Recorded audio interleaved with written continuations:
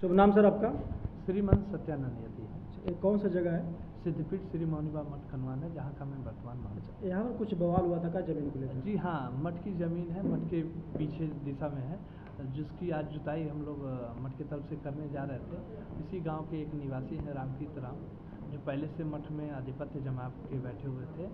तो उनके परिवार के लोग आए और ज़बरदस्ती ट्रैक्टर को जोतने से मना कर दिया, गाली गलौज देने लगे, जान से मारने की धमकी वगैरह देने लगे, जिसका मैंने सूचना प्रशासन को दिया।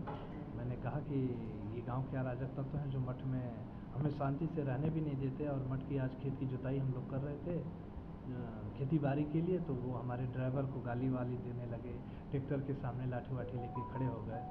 और फिर मैंने प्रशासन का सहयोग लिया, तो प्रशासन ने उनको समझाया, फिर भी वो हमें अभी जोतने बोने से मना कर रहा है। आपने एसडीएम और सीओ को भी तहरीर दिया है? जी, मैंने जा कर के स्वयं मिल कर के आग्रह किया है, और प्रशासन ने मुझे आश्वस्त किया है कि आप परेशान ना हो, निराश ना हो, हम लोग कल आते हैं और उन लोगों को बैठा करके बात करके और मठ की ज़मीन को मठ को दिलवा देंगे। कितना ज़मीन होगा लगभग? मठ की ज़मीन करीब जोत की 5-6 बीघा है, वैसे मठ में तो 23 से 24 बीघा के आसपास वर्तमान में है। जो 5 बीघा का मठ का जो ज़मीन था वो पहले से जोतते थे कि बाद में? जी, वो पूरे मठ में ही उनका पहले से आधिपत्य था, क्योंकि मैं पूर्व में यहाँ नहीं रहता था, मैं चोचापुर मठ की व्यवस्था देखता था, और वहीं से काशी में मैं रह करके पढ़ाई अध्ययन कर रहा था। उसी दरमियान जब पढ़ाई मेरा पूर्ण हुआ तो मैं यहाँ रहने के लिए आया। जब मैं 21 में यहाँ रहने आया तो मुझे उनके द्वारा कई ऐसी चीज़ें देखने को मिली जो मठ के विनाश को बढ़ावा देने का काम हो रहा था।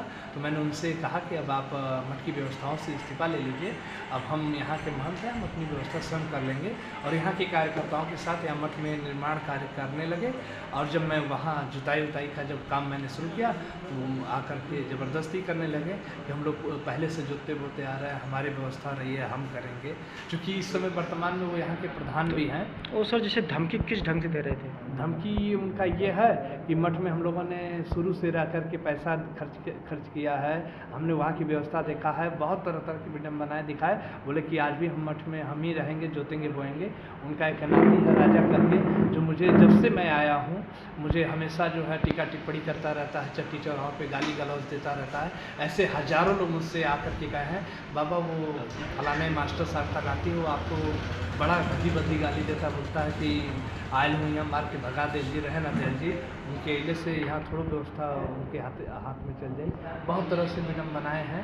ये धमकी किस ढंग से दिया कि जान से कैसे मारेंगे? धमकी दिया गोली से मारेगा, कैसे धमकी? बोला कि तो क्या मिटा दे जल्दी, अच्छा, मत कर, एक आगे माटी, हाँ माटी में मिला दे, यही खेतों में तो फिर यही मिट्टी में मिला दे, ऐसे कह रहा था।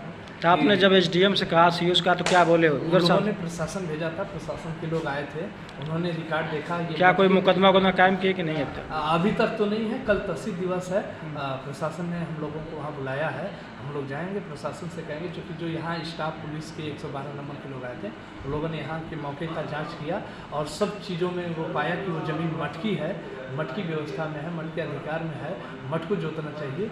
तो उन लोगों ने कहा कि हम अभी फ़िलहाल के लिए यहाँ सब कुछ यथावत रोक देते हैं, कल अधिकारियों के पास आप लोग जाइएगा और जैसा होगा आप वैसा कार्य करिएगा। जी, धन्यवाद। मुझे